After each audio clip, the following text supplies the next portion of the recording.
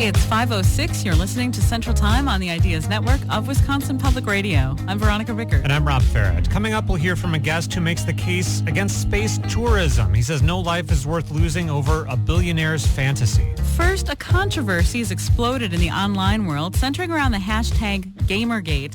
The tag is shorthand for the unfolding story of a culture war within the gamer community and increasingly outside of it, too. On the one hand, a group of gamers say they're concerned about journalistic ethics in the gaming industry and what they claim is giving unfairly sympathetic coverage to more outsider groups in gaming, like women and minorities. But front and center, there's been harassment and threats directed at women in the gaming world as well. Gamergate took off when a game designer was accused online by her ex-boyfriend of sleeping with a game journalist for favorable coverage of her new game. The claim was proven false. No such coverage happened. But the Gamergate movement started in response and took off since then. And women game designers and critics like Anita Sarkeesian, Brianna Wu, and Zoe Quinn have been getting threats. Things like rape, murder, and torture threats. And personal information has been released online in what are known as doxing attacks.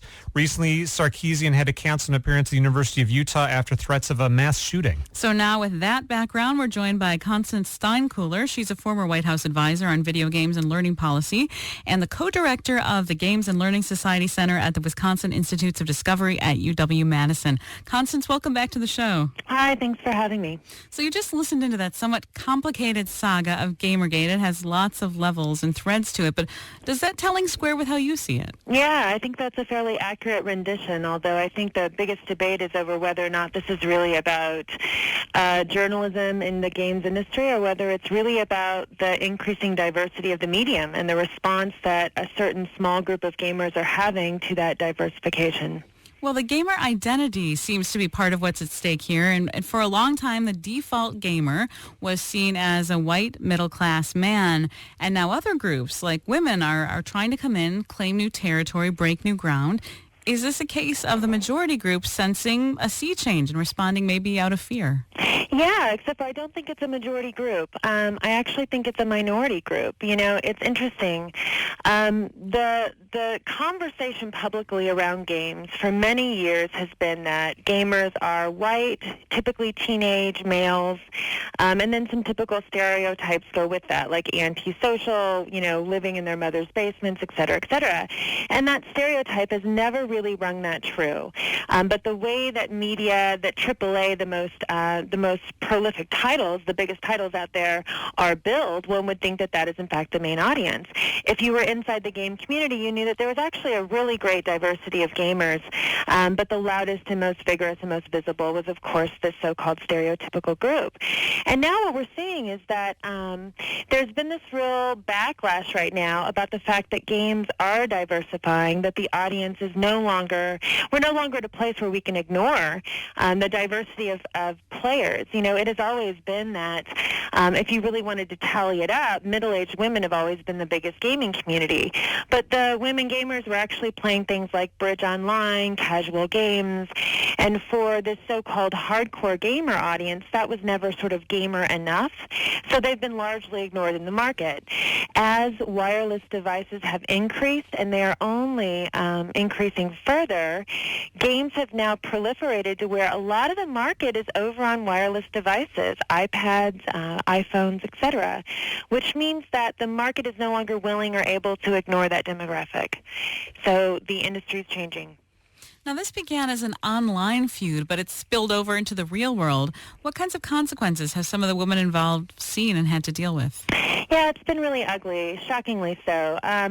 You know, women have gotten threats on their lives, on their livelihood. They have been doxxed, meaning that their personal information, their private pictures, their computer systems, their online sites have been hacked with home addresses given out, and death threats, rape threats being made. It's gotten incredibly ugly, and you know the pattern of it is really interesting and scary. agree. I think that this is a very small minority of, for example, if you look at Reddit, it's a very small minority of actual Reddit gamergaters. It's like 10,000 people compared to the 6 million people on the main Reddit game thread. So you have a small minority. But when that group is sort of anonymously, individually making small, small devious moves against a particular person, by the time you add that up, it doesn't matter that it's only a small fraction of the audience. The fact that it's 10,000 people acting in concert to kind of dismantle someone's private life and their public life, it adds up to something incredibly ugly. Well, Adam Baldwin from the TV show Firefly is a Gamergate supporter, and he says he doesn't condone the threats against women that have come out of this by some of these people, but there still is this subset you're just talking about, supporters who have used threats of rape, of murder, of torture, of mass shootings. Yeah. Does Gamergate as a whole, the bigger community, bear responsibility for them? That's hard to say, right? I mean, Gamergate is really just a hashtag, so there is no control over who gets to post what. And I think there's a subgroup within the Gamergate sort of larger umbrella. I think there's a group that's really horrified by the attacks that are being made on women, and it should be noted here too that many men have spoken out, and only women are being attacked in this way. So I think that there is a cadre that really feels like this is a distraction, not just a distraction, but a really egregious move to make. But when you have something as open as a hashtag, anyone can fly anything under it. Now, that said, I have to say that a lot of the debate right now has been framed in terms of issues of game journalism. And what's shocking and kind of hard to believe about many of the arguments are that in the name of wanting to clean up, so to speak, industry journalism within the game sector, they're actually attacking indie game designers and bloggers, which are really the minority fringe in many ways of the game industry. You don't see them attacking AAA marketing wings of industry and their relationship with mainstream huge writers and reviewers. So I think that there's there's something that must give here, because I don't think that the facts marry the claims about what this might be about. Right, I wanted to ask you about that, because that is sort of the intellectual space that's being argued about here, about whether or not there is a legitimate argument that the relationship between game developers and gaming journalism is too cozy, and maybe that it privileges certain people. And in this case, minority groups, maybe, and women. Yeah, I think that's a fairly stretch of the imagination to believe that games journalism privileges minorities and women. Game journalism and games industry has privileged that main dominant white male view for as long as I've been in this industry as a researcher and as a scholar, but even before that as a gamer. That has always been the case. I mean, honestly, I think what you're seeing now is kind of the death rattle of an old paradigm that says that game companies have to cater to this one narrow view of their audience.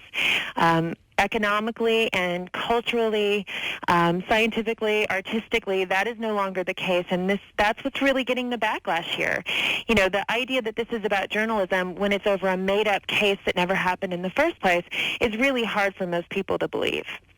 It does have some real-world legs, though, if you look at the decision that Intel, I think this is $1 billion corporation here, made the decision not to advertise on one of the websites that Gamergaters don't like, seems to show that there is some clout there with Gamergaters. Right. Yeah, it certainly does. I know that many of the people in the Gamergater movement actually, really contacted and pressured Intel to drop their sponsorship of that particular outlet. So you're seeing real-world ramifications of it. Again, I think that there certainly is a broader discussion to be had about the relationship in any given industry between journalism in the industry and marketing within the industry. That sort of relationship is vexed in any industry that you take a look at. So the problem here is that what's going on with Gamergate is actually being run under the banner of games journalism, when in fact it's just overtly sort of attacks on the diversification of the medium. And so I guess that's the big question out there now. Is the gaming world welcoming for women, both as players and developers? Well, I have spent my entire career focused on thinking about games as an art medium. And the truth is that if you go back even to the 2011 Supreme Court case, in that case, it sided with protecting video games for First Amendment. And literally that ruling says, like protected books, plays, and movies, video games communicate ideas through familiar literary devices and features distinctive to the medium. Video games are a medium and an art form, and their diversification only serves to increase overall the medium, its capacity, and its position within society. Games have cultural impact. I certainly myself would never be interested in telling other people what to play, or, for example, arguing that there are forms of games that simply should not exist. I might argue as a parent that I don't care to have them in my children's hands. But I do believe that a diversification of the medium is only in the best interest. And the irony here is that after working in D.C. and being the main front person who had to argue against anti-gamer movements and anti-gamer legislation and conversations again and again, the fact that games can be a compelling medium, that they can communicate important ideas. They can communicate, everything from humor to fear and fright to, aggression, all the way over to drama, to role-playing, to even things like Zoe Quinn's, game about depression. The fact that they're able to express so many different ideas is what protects them as something important and vital to our society. So the sad part here is that you have a minority group in games who are basically thwarting their own best interest. They believe that the claim that games are a medium for expression and should be an artistic form is somehow colonizing their game space, when in fact, that very fact is what's protecting their game space from being treated as nothing more but a small toy for children.